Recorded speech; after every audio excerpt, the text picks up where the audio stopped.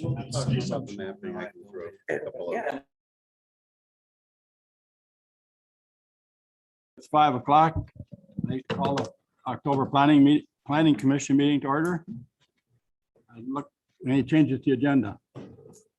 Dave? Might just change the order of Cedar Corp and the IPMC, just so we can get Eric on his way a little earlier if need be, and then as time permits, Sounds good. Yep.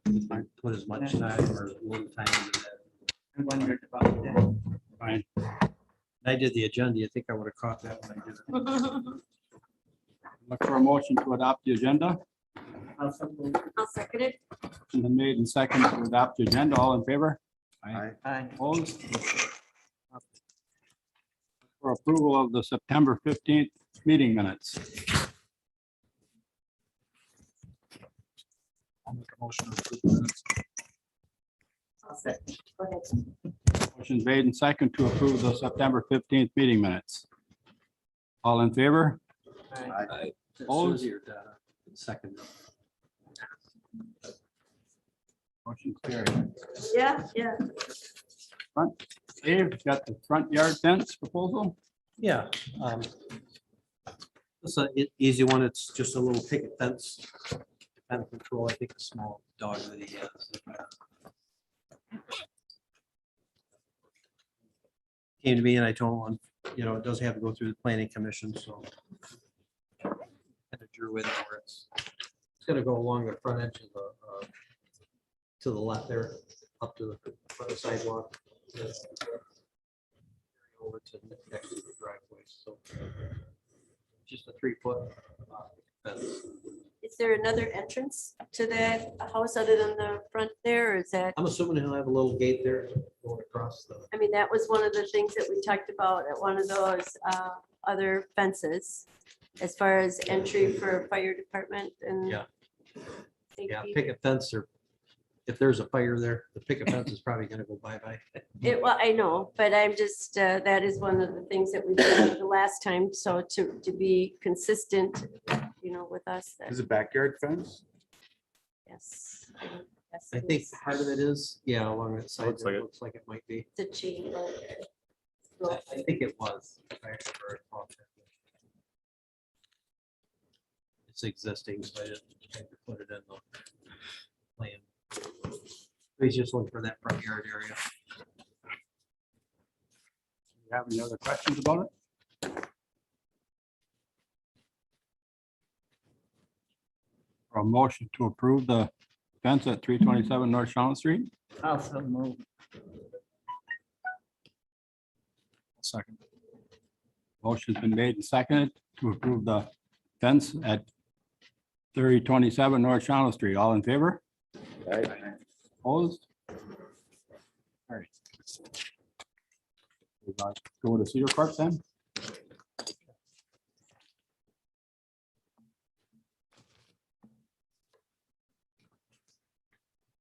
Good evening, everyone.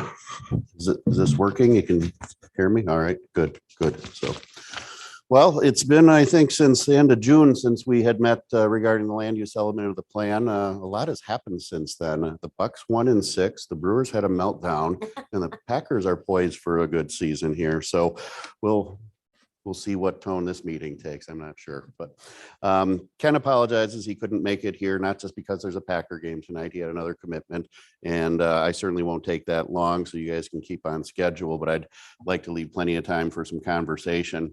If you recall, at our last meeting, we reviewed some draft text, probably about 90% of it was complete there in a concept plan, had some discussion, kind of some direction to play with those thoughts and try and refine things into a more formalized land use plan and document. So the document itself, I'm not going to go through page by page. There were a few additions, a few refinements to the categories, some of the language in there, and the addition of some tables regarding future land use and the categories that we selected and the amount of acreage as compared to what we projected for demands as acreage. And things tie out pretty well, pretty close in some cases, a bit over in some cases, but that's not illegal by any means. It means you've got additional lands for reserve. So I want to talk probably more about the map and the meaning behind it and how it ties back to the text. But I do want to leave a point here. If you've got any questions or concerns specifically within the text part of the document.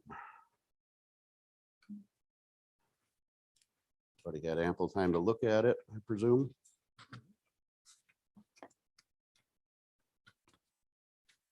Nothing jumped out at me when I was going through it. I have to look, see if I marked anything. Certainly, if there's some minor things or something that you catch, we'll have an opportunity to make those edits and changes before adoption. But certainly, if there's anything more of the substantial nature, probably within the land use classifications in terms of the language there of conceptually what's allowed and what isn't. I know there was conversation early on about church type facilities in industrial areas, and we made sure that point was made clear that conceptually it's not something that you're interested in, and that'll help support saying no in those situations. Comp plans are equally important to say no as it is to say yes when you have proposals and looking at how it conforms. I like the, the two recommendations particularly. Which page are you referring to? The very last page, Oh, last page. where you recommend regulations for the back sides of the building. Yes. That's good, so that you don't have a ghetto on one side. Yeah. A lot of it has to do with details, admittedly, and at this level, you don't have to worry about it too much, but it's a good thing to kind of make those recommendations or remind communities that the devil's in the details. Again, I often think a lot of the problematic developments that have occurred in communities could have been addressed with a different design solution more than anything, so. So Eric, to talk about the rural transition areas, kind of like the secondary kind of thought process for development. Say someone comes over here and, in the RTA and wants to bring it in, but it's not really in the comp plan. How do you usually address that then? I think the first reaction the city should have is kind of, look, we've got a lot of developable vacant land within our city boundaries. We've got plans to service those areas and put a priority on those areas. So if they still have interest knowing that maybe some of those lands are 20+ years out, which is a long time, obviously, for people to grasp. You have the ability based on the plan to essentially say no, or no, not yet is probably a preferable way to do that. If development patterns or conditions changed and went more in that particular direction, maybe it's something that you address a little earlier. If the individual is adamant about it and has a project and a proposal, they're more than welcome to come before this body with that proposal and seek a formal amendment to the comprehensive plan, placing one of those light yellow areas into one of the other colors, medium density residential or single family.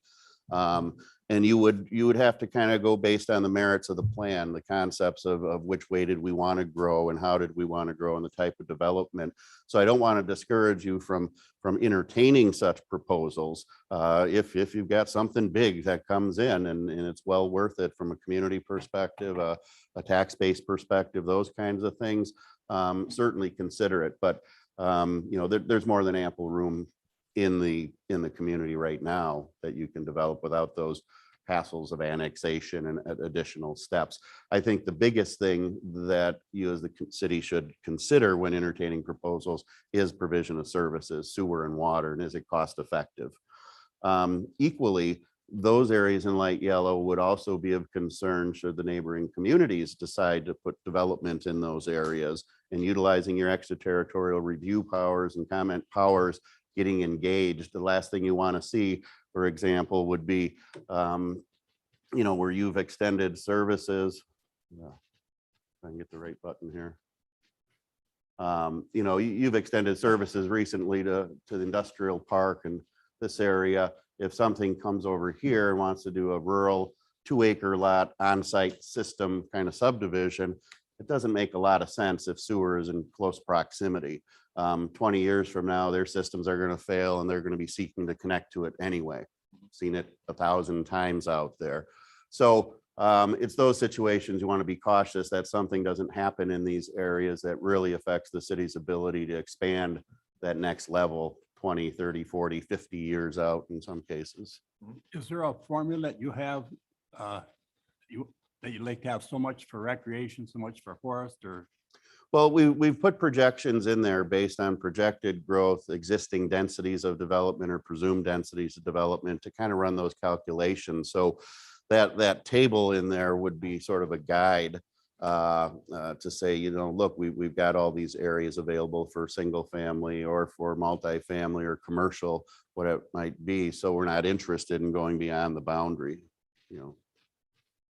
That's where the tough part comes in. This one, it just says acres. I'm assuming this was the 2021 acres, right? Yes, that's existing land use and the 2004. Okay.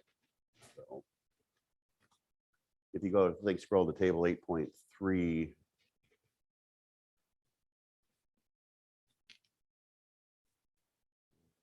That's your projections and then a comparison with what the projected acres are and the future. And we could throw another column on here if you like, that just shows the difference plus or minus. Probably should have done that before. But that table could be your best friend or someone's worst enemy if you always kind of go back and tie it to that look and just ask those questions.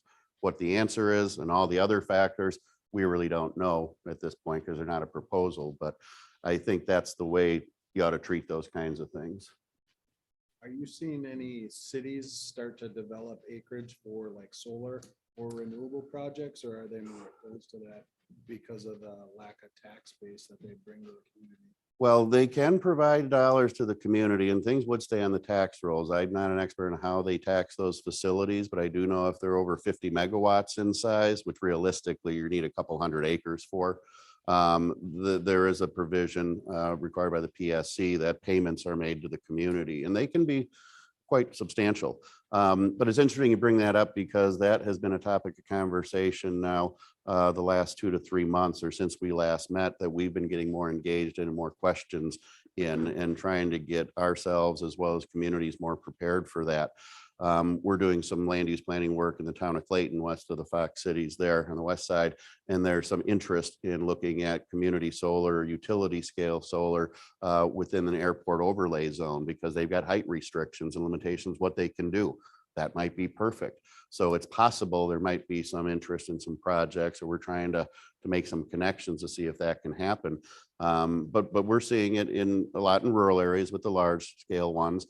Communities like yours, certainly if there's land that's available, but for some reason maybe isn't the best for development based on location or situation, it could certainly be considered. We've got urban communities that are wanting to consider more how to allow for solar, anything from individual houses, whether it's on the roof or whether it's a little larger array that they've got in a large lot in the backyard. Certainly you've got opportunities in industrial parks, given the traditional industrial park and sort of the very large lots, large setbacks for compared to what the building square footage is, you may be able to partner with multiple business owners to do a community-based project, allow them to have solar on their property. Certainly the rooftops are kind of a no-brainer. So, you know, moving forward, that's certainly something we would recommend you take a look at in terms of your zoning ordinance.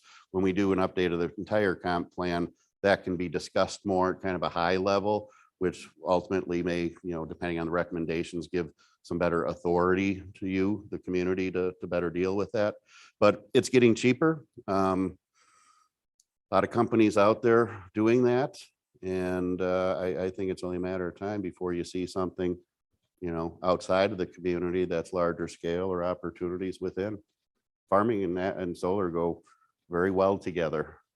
I'm concerned residentially with solar until the PSC rules on that open docket. You know, It's taken them 2 years and they still haven't ruled. And it's actually doesn't benefit our community being not for profit. The more solar that come in is actually going to drive the rates up in time unless the PSC will allow us to bill accordingly. you know, If it's larger solar, then we have the ability to negotiate that rate, but on the smaller ones, they haven't ruled on it. well, we'll certainly keep an eye on some of that. Who knows how long it'll take for them to decide. Ken would certainly elaborate on this, but he was actually part of a team that testified to the PSC in favor of a project. Cedar was hired as expert witness, being familiar with land use, and the decision came through which favored the solar company and really hinged a great deal on a comprehensive plan and what was in there and what wasn't in there in terms of a land use issue. So that's something definitely going to want to take a look at and beef up in the current plan or as the next year or two moves forward. So. Eric, looking back at the future land use map itself, I've got some suggestions or, questions. I don't know if Dave got that. You want to do that on an individual basis or just contact you directly about some of those things? Or? Well, if you don't mind, I'd like to talk about just a little bit to make sure folks are all on the same page as what my or our thinking is. As you noticed, obviously now we took a look at the future land use map based on the concept map. We made a bunch of refinements. We took a look at the land use categories, refined those, tried to come up with titles and names that were maybe more clear in terms of what potentially could go in those districts, and then the descriptions associated with it.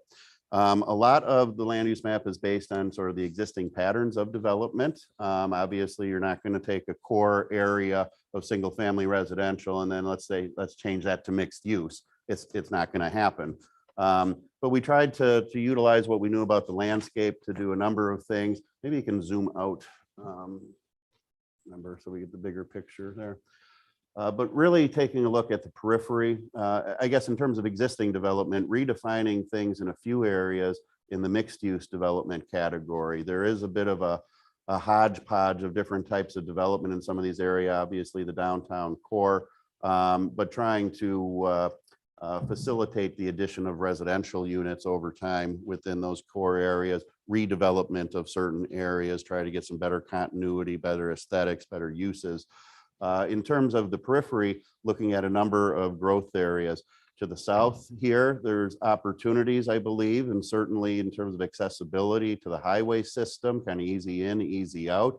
Looking at some higher density residential development, primarily here because of some of the other factors, an existing quarry, a tower over here, just things that might be in conflict with a nicer upscale single family residential neighborhood. Not that these couldn't have some upscale things. Tried to account for the new alignment and bypass of Highway 15 with adding some commercial areas here, take advantage of that. The western area here, we thought because of the aesthetics of the area, might be suitable for some higher density, but really thinking more, this could be suitable for senior living types of facilities and a variety of styles of development, maybe the cottage style development and things of this nature. And then really on the north, one of the primary growth areas we've indicated is really up in this north end. Certainly some things may continue to occur along this corridor and some redevelopment over time may happen, but really extending this into what we would really call more of a traditional neighborhood, getting back to the style of things that are down here in terms of density, housing styles and types that are different, and being able to walk. We don't show green space per se in here, but the thought is that there would be some parks and amenities required as development occurs in this area, but trying to make that walkable, kind of self-sufficient, if you will, as development comes in and have mixed uses. And then of course, industrial area here, which there seems to be plenty of room at this point to grow. So we did include a couple of different versions of the map, one with parcels and one without for you to consider. But before I go there, I want one other thought here. One of the things I wanted to mention was after adopting a plan and having a map like this, regardless of whether a line changes or not during this process, I think it's important to remember, we've talked a lot about affordable housing or workforce housing. Some of the costs that attribute to some of those exorbitant prices people are paying for homes now, or the inability to do what's actually affordable, is the soft costs, things related to planning and zoning and permitting and subdivision steps, and all of those kinds of things cost the developer money, real money, working with surveyors and other things, and it can hold up a process, and any delays impact, the cost of ultimately the final lot in the house. One thing we would recommend strongly is that should this plan be adopted, particularly for this area, maybe on the south, is really for you, the city, to invest a little more money in some additional planning and zoning activities. This map, once adopted, if you want to implement it, you're going to need to go into the zoning ordinance to create districts that are more akin to what we're showing on here and have the specifics of the zoning ordinance, and those classifications would need to be overhauled a little bit. We would recommend an area like this is large enough where you kind of go the next level of planning, an area development plan. This is where you kind of get into the next level of detail, start sketching out road connections that make sense, where there might be opportunities for open space, green space, stormwater management, really still a bit of a conceptual level, but more refined. Having the subsequent regulations in place that allow for that to happen makes things much smoother on the developer's end. It still gives an opportunity for the public and you as the plan commission to get your kick at the cat, so to speak. But I think the beauty of looking at a growth area to the north here and one to the south is that they are somewhat removed from the rest of the community. You shouldn't have a lot of single family owners, if they built some new stuff down further to the south in this area, might be at a meeting concerned about what's going to happen over there or how it's going to impact their property values. We see it all the time. And a lot of times it's based on misinformation or misconception, especially if the term affordable is out there. We're not talking low income. We're talking about affordable housing for teachers, firefighters, administrators, those types of folks that live and work in the community. So I just want you to understand sort of the impacts of a map like this. And if you truly want to try and get the door open more to have better development that accommodates the needs of the community in terms of workforce housing, doing those next steps is probably, imperative at some point. So, all right, quickly to kind of wrap up, then I put 2 copies of the maps and I think they were in your packet, one with parcels and one without. I think even I and Ken differ a little bit on this, but I wanted to kind of walk you through it. A comprehensive plan is supposed to be a high level conceptual plan.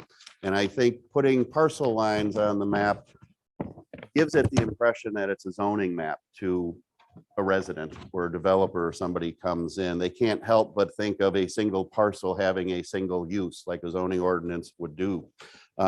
Without having the lines on there, this actually gives you a little more flexibility. You can kind of argue that, all those boundaries between classifications on the edges are meant to be a little fuzzy.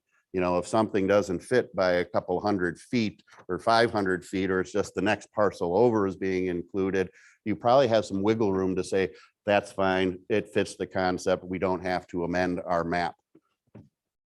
If they try it with the map with the parcel lines on it, then it's clear that, well, something's going beyond that boundary, and then you kind of need to deal with it.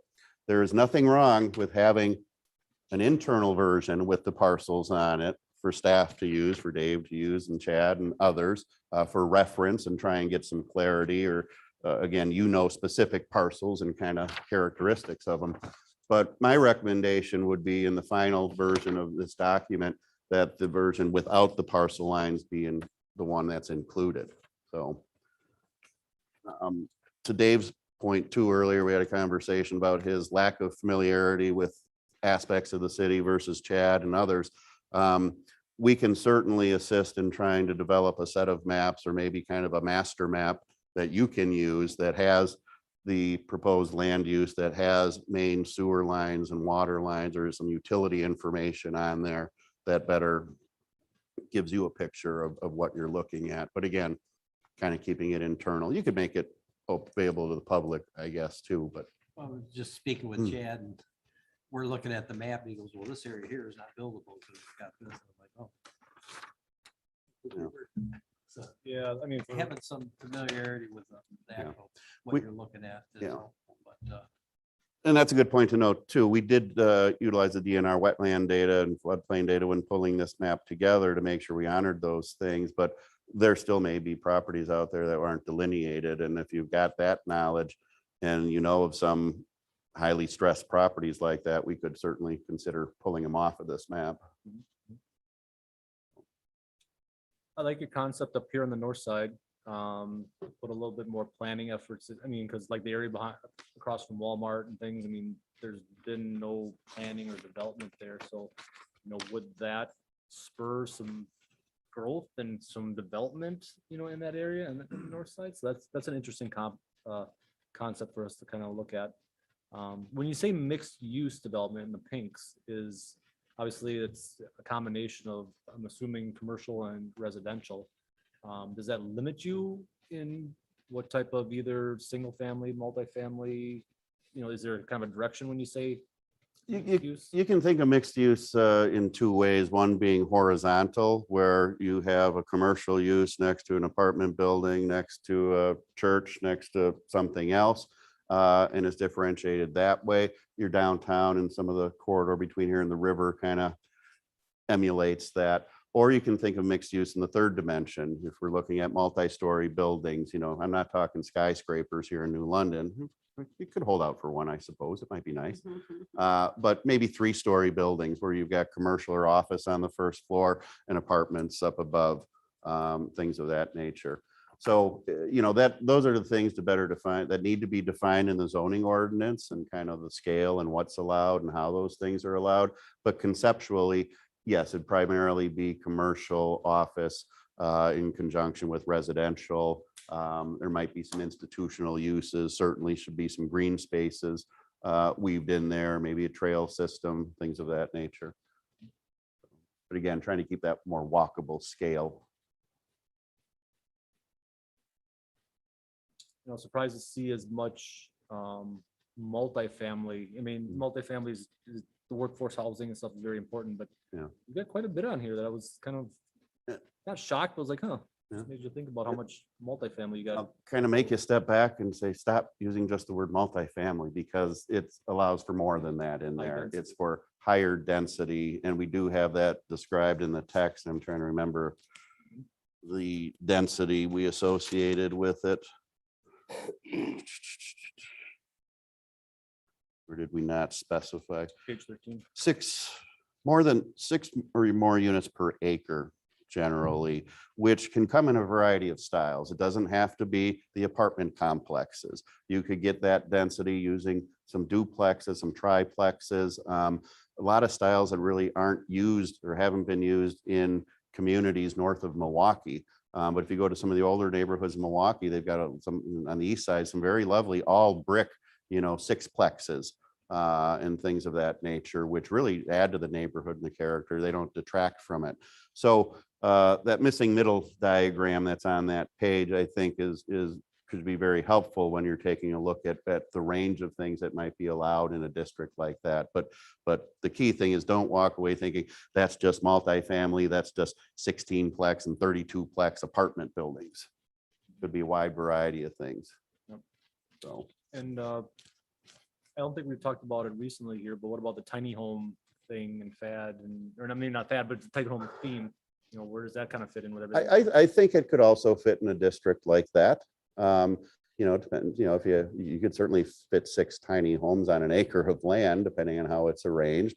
If that's something that you think should be considered, can certainly make sure your zoning ordinance allows for those things, or at least consideration of them. So. But that's the point, is trying to get you closer to where you need to be in terms of what the land use demands are, but still leaving you some flexibility at this point. Once a zoning ordinance gets written to match those things a little more, it's going to constrict you a bit more, but there's ways that they can be written to still give you a little bit of leeway, requiring that any development in those areas be done as a planned unit development. Gives you some flexibility to negotiate and kind of shift from some of the standards that are typical in the ordinance, for example. I guess moving forward, just as a question, because I've got a couple of areas where, I've got changes just in the colors and stuff like that. Yeah. So would you suggest that if anybody else has those type of ideas, that either they get in touch with Dave or I, and then we add those to you, and then you kind of reevaluate and It'd see? probably be the most efficient, certainly. Instead of You trying can to do send it them all to right me, now. or if I'm out in the area, can stop in and we can kind of walk through them. But I'm certainly interested to hear at least high level, thoughts of the plan commission. Is this something that makes you nervous, totally object to, don't like? Do you like all the thoughts put behind it? And again, dealing just with some details of some of the properties. Are you comfortable? It's going in the right direction, obviously. I think we got to talk about and kind of plan, obviously, for the corridor, Highway 15 corridor. I think that's important. Yep. And like you said, workforce housing is the current thing to be working on, so.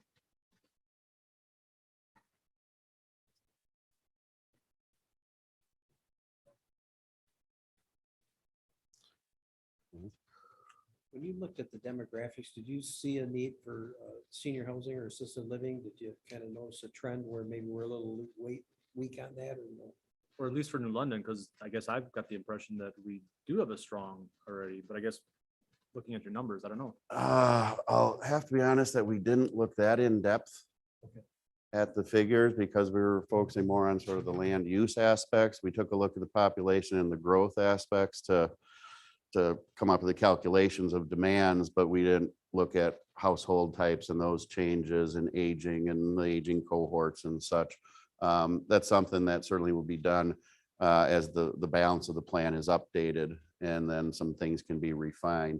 And that's a good point to make too, that if this is the version or a slightly modified one is the one that gets adopted, and as you go forth doing an update of the rest of the plan, and we come to find that there's some other things happening or some desires, that at that time, that map can be changed again. And certainly it can be amended at any time that you want. But we'd want to keep that map in mind as we update the rest of the plan. And that's a good segue because we just mentioned before the meeting, should we talk about that? Because the next steps, after refining this is to continue the other sections of the comp plan, which we would have to, hire Cedar Corp to come in and do that for next year. And you use the demographics from the census to help us with that, correct? From a timing standpoint, it'd be good because census data will start coming out here very shortly. So we'll have the freshest information about the community to look at and kind of evaluate, subsections of the population and refine those demands a little bit, correct? So this isn't the last step. yeah. Next steps really is to kind of finish this chunk off, which gets you a step closer, I think, to maybe meeting the needs of the community in the future. Updating the rest of the plan would happen throughout the course of next year and going into very early 2023. And then probably budgeting some time and some resources to really dig in on the implementation part. Area development plans, update of the zoning ordinance, taking a look at the subdivision ordinance. Again, how do you tailor those to this while also looking at how do you make it more efficient from the development perspective while not compromising the community input part of it. So, but if the group is comfortable with this, with the side of maybe a few minor refinements to the map, yeah, why don't we get stuff into Chad's hands? Sketch on your map, talk to him, give him your thoughts and ideas, and we'll take some time to make those edits. But I would say timing wise, might be pushing it to try and get something done in November, but realistically, this needs to go through the same process for adoption as an amendment to your comprehensive plan as you went with to adopt the entire plan. So a notice needs to be published, a class 2 notice, a public hearing needs to be held. Plan commission would adopt it, assumably recommend it to the council, and they would take action on it. So we're not waiting on this until we update the next phases in next year. You're just We- doing the amendments. Yeah, we can get that process started while this finishes up. If there's a little bit of overlap, that's not an issue.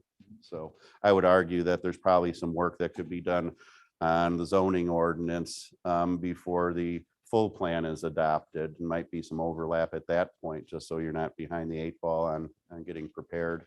Sure. Or using it as a marketing tool that, hey, we got shovel ready sites for you. Think of it that way. So, Anybody else got anything for him? Oh, thank you for your. all right. Yep. Thank you, much appreciated, and wish you luck on getting out of here to see game time. Yeah. You probably will. I Thanks. will now. Thank you. Thank you. And Chad, I'll just get in touch with you, but maybe in the next couple of weeks, email them a reminder and a deadline. Otherwise it'll squeal at us, so. Ah, all right. Thank you. Thank you.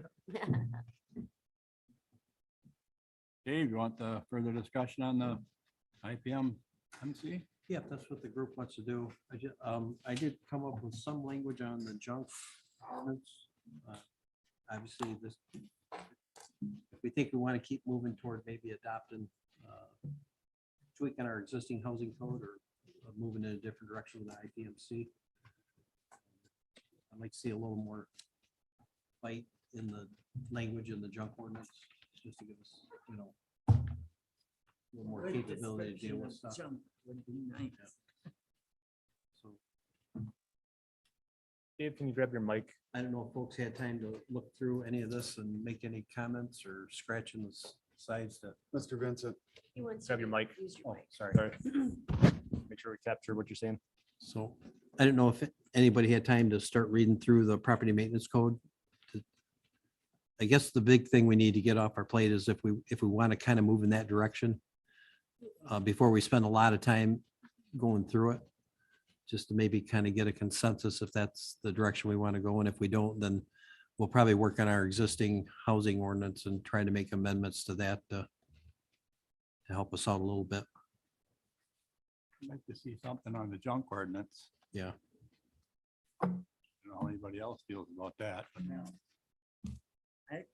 I'm only on page, I don't know what page it is, but that far. And I think it's great. No, I read through the whole we thing. don't I have to think it- reinvent the wheel Yeah. to get where we want to be. I'm liking it because it's a minimum standard. And like I said, I get feeling there's people on the board that want less government control and then obviously want more, but you got to find at least a medium somewhere where you can deal with the problems as they arise without, like you said, we don't want to be camping out in people's backyards, trying to regulate everything they do. So it's at the end of the day, it's how you want to handle your properties that you come across. Because like I said, there is some blight in the city. It's not terrible by any means, but there's definitely some areas where we might want to, be a little more proactive and keeping stuff a little nicer, and then maybe some language to kind of help us do that. So we redid our ordinance at the last place I worked, but it says junk includes, but is not limited to indoor furniture in the out of doors, appliances, tires, scrap metal, deteriorated lumber, pallets or building materials, rubbish, garbage, paper, glass, plastic, brush and tree limbs, and any other items not manufactured for outdoor use. So it's kind of a little more encompassing. Sometimes they'll use the term cast off material. It's kind of past its use. So that's just some ideas on how we might tweak the junk part of the ordinance. So we had kind of vetted this at the last place I worked, and a lot of that was rural too. So you were trying to make that balance of, you don't want big government, but on the other side, we are in the city for the most part. I mean, there's a lot of rural areas other than some of the outer areas. So you got people kind of living not on top of each other, but a blighted house definitely affects, a city block. So just my thoughts on it. So No, that's perfect. So you would have them Put that amendments in in. with this proposal? pardon me. You would have them amendments tagged along with this plan? Like I said, it's kind of a big process to do these. And like I said, that's why it kind of, as people read through this, they can look at a paragraph in there and like, absolutely not. I don't think this is the direction we want to go, where someone else might, think that's exactly what, like I said, I know there's all different personalities on the board. Some want more, some want less, but you gotta pick something and go with it. So as a group, we gotta come to some kind of consensus So what I, how we want to deal with kind of what I this. was saying though is, we go through and adopt this plan. Then we can go into the blight, like you said, and amend and put restrictions or wording in there that better fits, correct? Normally what you would do is make your amendments and then adopt it with the amendments. I don't know if you'd want to adopt this carte blanche and then kind of work to alter it. I think you need to bring the document that you want to adopt. You have that ready to roll. And then obviously you can change it just like anything else. So say you find out, we've been citing people for unlicensed vehicles. Well, if you drive by and the fact that it's got a license on it, does that really call out, is that really causing some blight? So you might decide down the road, you know what, we're going to remove this part of it, or maybe we're going to allow one vehicle that maybe isn't operative, but at least sitting there, it doesn't look inoperative. For people that work on cars and different things, or say someone's got a race car, technically that might violate the disabled vehicle ordinance. So you like I said, you just kind of tweak it to work. So are you At the end of saying- the day, what you want to regulate, you want this document to tell what you want regulated, and stuff that you don't want to regulate, you just take it right out of there. So are but- you saying, look at what we have and then look how it compares to this and then adjust it accordingly? I would just say, read through this, and the stuff you like, maybe put a little green check mark next to it. Okay. Stuff you don't like, maybe a red one, and then ones where you think it could be, you kind of like the concept, but maybe you don't like the way it's worded based on the demographics of what we want to do. But I think this is a really good base. And like I said, this is used all over the country. It's not, not just here, but I'm assuming there's several places in Wisconsin that have adopted at least some form of this code, and probably 80% of them have some amendments in it. So Whether basically, it's- you're adopting that entire. They'll code take with like a whole these section, like Amendments, right? they'll take a whole section out that they don't like. And that's what the amendments will define from the We code. would define what those are. Yeah, either more of what's here or less, or tweaking what's there to say what we wanted to say. Because would you copy that word for word and plug it in the code, or would you just, or in the zoning code, or would you just reference in the zoning code that document with these amendments? We'd go through and take this document and make something called a green copy. So it'd have all the original language in the International Property Maintenance Code. And then we'd go through with it had strikeout language. If it's stuff that we don't want to be in there, if it's something we want to add, say the junk ordinance, we want to tweak that. We're going to X that out and put green. We'll have a green copy that we keep here. And that's what we're adopting, is the clean green version of the international. You're still going to call it this with amendments. So you're going to take this document and tweak it to fit the city here. So Is this gonna cause, basically for any of us, consistency is the best, right? Yep. So by adopting this, is this gonna be something that causes things to be unenforceable for us?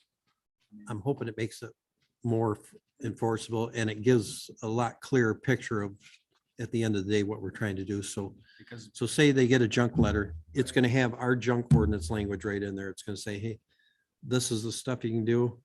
And then it kind of that caveat at the end where if it's not manufactured outdoor use, it really shouldn't just be out there. And there's some stuff that you probably would. I'm saying it's kind of nice to have that interpretation, but are you gonna be able to enforce all the blight in town once we adopt that ordinance? Because, Ideally, if you're citing one person and then they go, well, I see some pallets over there. Then You I- just then- sent me all these rules and I'm gonna drive around and I'm gonna find a shit ton of work for you.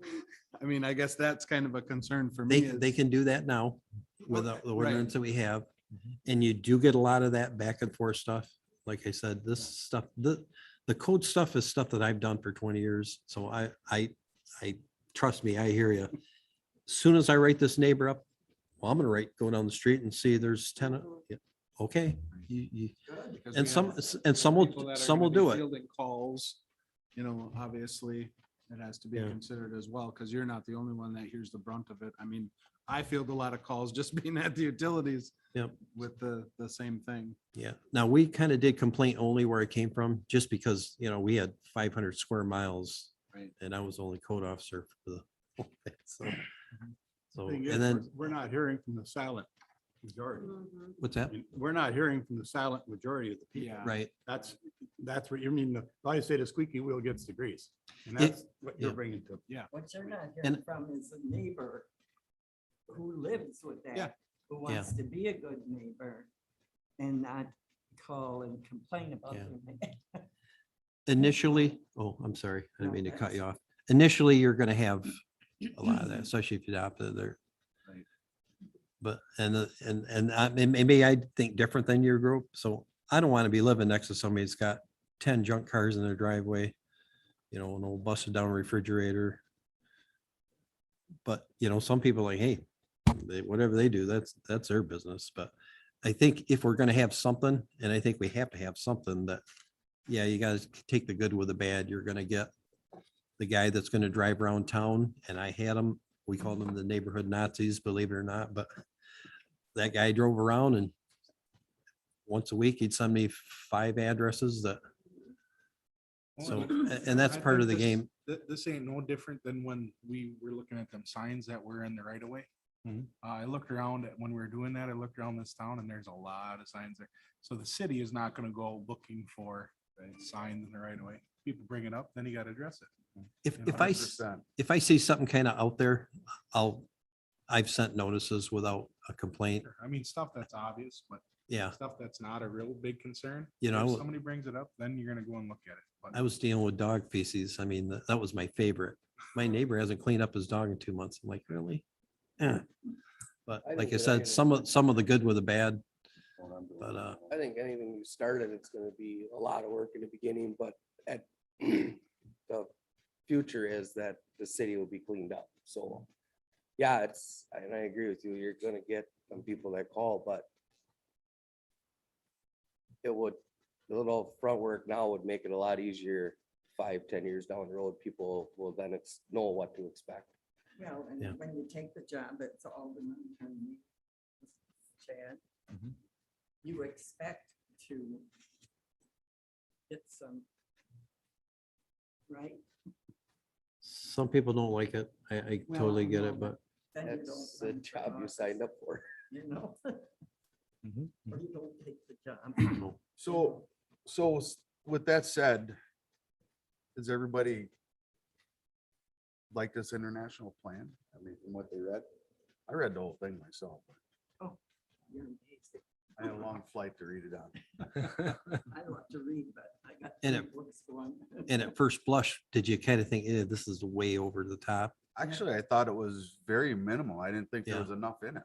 did you compare it to what we have now? I have not compared it, but I've highlighted situations in there that I'd like to discuss. Because I thought we would do that as a whole, as far as jumping into it. As far as I've gone, I like it. I think if it makes your job easier, and I think that if, and you have said that, Mhm. that it would. I do. I really then do. I think that's, I mean, we're a supportive group here to him, and I think that's. So the permits kind of drive the office. And like I said, it's been maddening for the last few months, partly because I'm newer here and haven't really got some good processes in place, like the plan unit development we're doing. I'm losing sleep over it. It's driving me crazy because I don't feel like I have a handle on it. So I'm trying to get some stuff in place where I can have a little better chance of succeeding in what we're trying to do here. So to be honest, I don't have time to deal with junk and blight right now. Hopefully in the winter, one thing you can see it a little easier. I take that back. Mm. You can kind of see stuff that's been there longer, like a vehicle. It's easier for me to say, hey, that car hasn't moved all winter. So maybe I don't write it up, but in the back of my mind, I know when I go by in the spring, it does. But, and then, like I said, if we get some other stuff in place where I can make this part of the process just a lot easier where, yeah, I might have to go out there 3 or 4 times. But if we get some stuff in place where, boom, the letter just goes out, they get a week or 2 weeks to make corrections. Obviously, they can call for extensions. There'll be language on there, kind of what's expected of them. And then we'll probably send, where I went before, we would have just sent in a crew to clean it up. We'll probably send a follow-up, like call it a failure to comply letter or something, like, hey, we sent you notice, the compliance date was such and such. We're going to give you another week, and then we're going to consider some other remedies, whether it be a ticket or, you know, hopefully not abatement. Hopefully that's the last step. And we'll be doing those two at some point. I But- think we've been kind of successful, like with our grass cutting and our sidewalks. Go out and put a door hanger on or whatever they do, and Yeah. it seems like they take care of it. So I think what you're saying is probably gonna work, but it's gonna take. I'd like to see something like that for disabled vehicles where I'm actually, without trespassing, I'm able to actually tag the vehicle, which is a legal notice, and then obviously we'll send a document, because there's got to be stuff in there on, because anybody can fight any action that the city takes on them. So you got to have an appeals process. The letter will have, you know, what the possible outcomes could be by not doing it, and then so they'll have a follow-up letter, but at least we'll have, like you said, like the door hanger is nice. But for the junk, we're gonna have to do a notice probably regardless, just we couldn't fit enough legal language on that door hanger to accomplish what we need to do. Where the disabled vehicle, we probably could. And then it'll have the code sections of what they're violating, and so. So Mr. Vincent, first off, I'd like to really commend you on what you've done since you've come here. I mean, you've faced a lot of obstacles and got the ball rolling. Mhm. And now we're sitting here with this property maintenance code. Seems like everybody likes it. So our next steps would be to start dissecting it with our own codes, correct? Yep, I can see what's in our code. Like I said, I know this document pretty well inside out because I've used it for 20 years, so. Even when they do the code adoptions, when they go to the 18 or the 21, very seldom is there more than one or two, maybe three at the most code changes. You know, I think they put in carbon monoxide testers here a while back, and that was just to mirror the fire code. Because like I said, some municipalities use these for the rental ordinance too. And I've been in some houses already with the police and so on, and then where the tenants called me in. And this, it's just a one and all kind of easy way for me to, I look up the code section. A lot of them I know by heart. You know, I've got all these templates in place. So I just plug in their address, name, and then I might type in maybe a paragraph of dialogue. Did an inspection on 10/21, 2023. Noted these violations, and you just go through and click off whatever ones they are, and then it gives them a time frame to bring the house into compliance, or the junk into compliance, or the disabled vehicle into compliance. And those are all different. You know, a house might be 30 days, where a vehicle, maybe you want to give them 10. So we're gonna go ahead and adopt this. We need to adopt it with the amendments. Would Yep. it be fair to say to give the committee an assignment to look at our codes that they want to amend? Mhm. Like you had just said that the blight is a big issue for you. Would it be safe to say, give us 3 codes that you want us to look at that maybe Okay. major to you, and start there? Okay. And work through that process with this? Yep. To get this amended? Some of the, like the mechanical part of this, and the electrical part, and the plumbing part, that's pretty static. And a lot of that steals or borrows language from the plumbing code, the electric and the mechanical. And all this is us, hey, if there's deficiencies in any one of these areas, you can deal with that.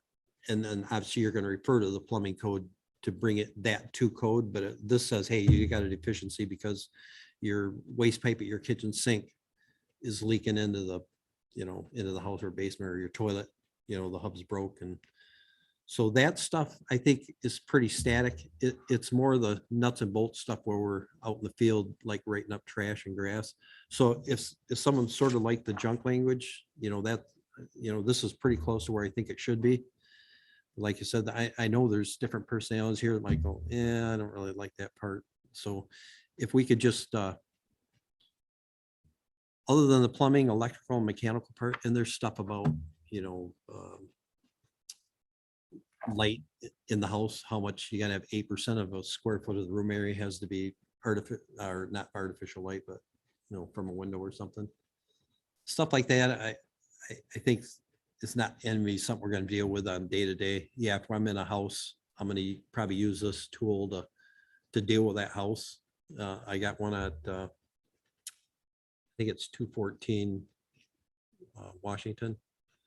And I went in there and the place was just terrible. So I issued a notice to the owner and giving them time, and now it's changing hands. He doesn't want to deal with rentals anymore, which I get, but so most of this is gonna be pretty good, but like I said, I know it's a fair amount to read. I wouldn't be too worried about the notices stuff is it's kind of based on state language. So probably the vehicle part of the ordinance, the grass, the junk, the exterior property area stuff is probably more that we might want to tweak. And then, like I said, you might like quite a bit of it. I have a green copy from my last job, and like I said, that was in a rural area, and that might give you some ideas on like how something might look different, but for the most part, it's kind of a standalone document. So you have something there that you said you used before for the blight. Yeah, we Can we make a copy of that? Yep, real I quick did a before green doing it? copy of this ordinance at the last job I did. So we had gone through just like this group here, but they met a little more regular to work on just this. And like I said, even if we spent 15 minutes at a meeting, like you said, we'll bring in 2 or 3 ideas, or maybe say, hey, let's just talk about this section right here. And maybe we can just read through a page or two and what do you like, don't like, and then just kind of, you think that's the direction we want to go or not. And then I can go and tweak it from there and then get an idea what you guys want. And then I'll tweak the language to. And listening to you talk, blight, junk cars and recreational vehicles. Like I said, you might want to have because right now you couldn't have say the guy races cars on the weekends. Do you really want to prohibit him from doing that? Exactly. Probably not. But the way that if you don't write the ordinance a certain way, we used to limit the number of cars too. We used to have 4. And it didn't include any that were parked in a garage. And what that did is kept the guy from having, his driveway and house, he's got 20 cars sitting there. Some might see it as a blight, others might not, but so it's like, it's what you want to regulate. So Being fair, if we look at blight in our ordinance, the city ordinance and with this, Yeah. the junk vehicles and recreational vehicles. Yep. That'd be a good start for our next Yep. meeting. Yep. Be able to take them to in our ordinance and this and match up. Everybody can bring what their pros and cons about it for next meeting. 'Cause that's what And give spurred some- this whole conversation is Yep. that right there. And like, say if someone wants to park at a camper at their property, that's probably okay. It might make sense to have something in your ordinance where maybe it's parked next to the house or something. As opposed to maybe Registered. sitting out front for everybody to look past for the next 6 months. Yeah. What's that? Still has to have registration, right? I don't think right now it's even legal to do it in our, I think there's some language in there I read, but. There's something in there you know, that's. we're- Sure, if it didn't have current tags, Paul would write a. Yeah. well, I seen a recreational vehicle parked in front of my neighbor's house and he got written up for it. It was illegal to have it parked on the road. Because you could have it in the garage, but you couldn't have it in the driveway if it had an expired tag, registration. wise. Yeah, where I could see someone pouring, depending on the layout of their lot, pouring a slab next to their garage and nice I little don't know, I camper guess sitting there. Then a race car, if it wasn't registered, would probably. Yeah, it still probably needs to be Site registered, but yeah.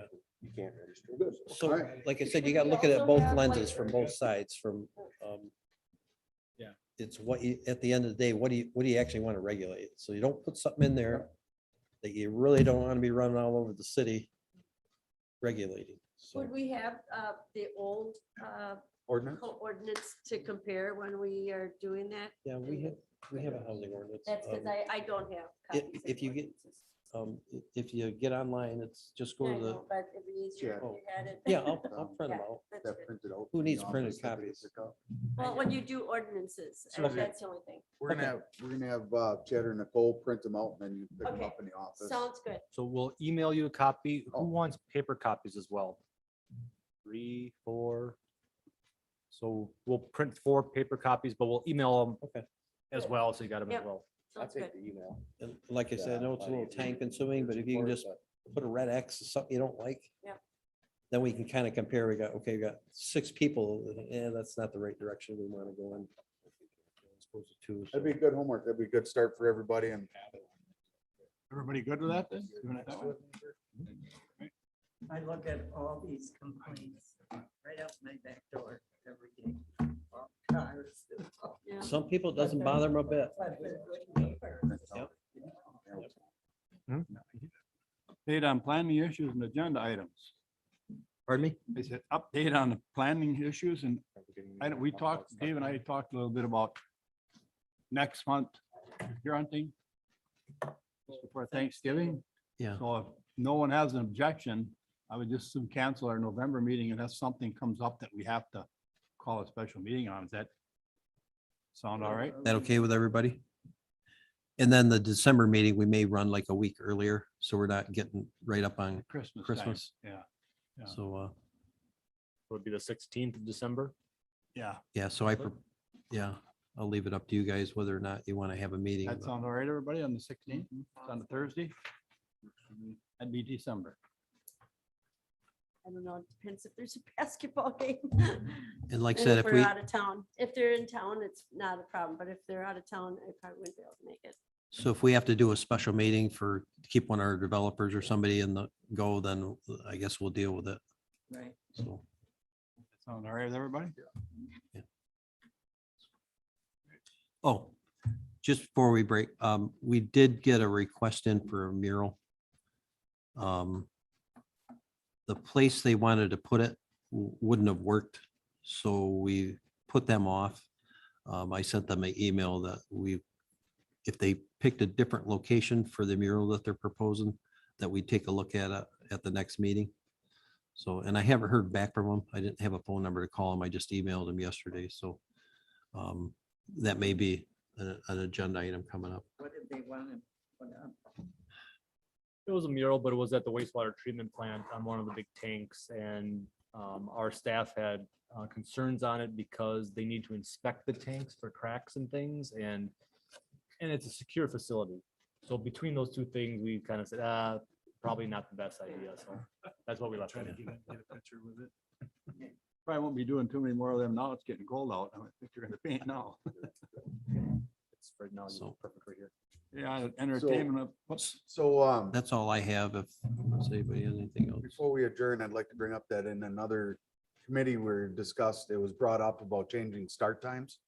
A couple of the aldermen, including myself, have been approached by citizens and a couple aldermen actually talked about too. Changing the start times to committees and our council meeting. So we discussed in the future, probably in the next week or two, we will have a council meeting and it'll be on that agenda to discuss. What do they want it to be later into the evening? or- Later, yeah. Okay. The times discussed were 5:30, 6 and 7. I mean, quick census, 7 just seemed a little bit late, but that's what's on the table to discuss. What, I don't understand. So the people that are not, they don't feel as if they can attend if the meeting is at 5 o'clock or Citizens were contacting aldermen saying that if it was later, they could attend. okay, that's what I meant, yeah. It's right at 4:30. I mean, he's almost all are at 4:30. The 511, it's not as bad as the rest of the meetings we have Mhm. that are at 4:30, like Bob said. So instead of making it each committee make a decision, I thought it would be best that we all got together and tried to work it out that we're all at the same time. Got it. So we like 5 o'clock. So, I mean, everybody's welcome when that's on the agenda to show up for the discussion and stuff, that it's an open meeting, obviously, so. But I just want to give heads up that that's in the future. Well, a lot of people work till 5 o'clock, so Yeah. it makes sense that it's later.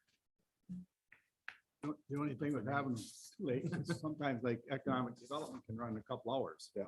So if you're starting at 7, you're looking at 9 o'clock, right? Seven's a little late. We'll- Yeah, I don't. No, that's We're gonna reel back from that. That's why I time say slot. that starting at 7 is a little bit late for committee meetings because they run, council is usually an hour. I mean, you can almost 6 o'clock by that. Yeah. Because everything has been decided. But your committee meetings sometimes, like we are doing here now, can carry on a little while. There's a lot of stuff to discuss on the timing of Right. it, so that, Right. I think it'll be a good discussion, and I look forward to having everybody in the same room to doing that as well. Anybody got anything else? All you got in there? Yeah, that's all. I'd entertain a motion to adjourn. Also move. I'll second it. Motion then to move to adjourn. All in favor?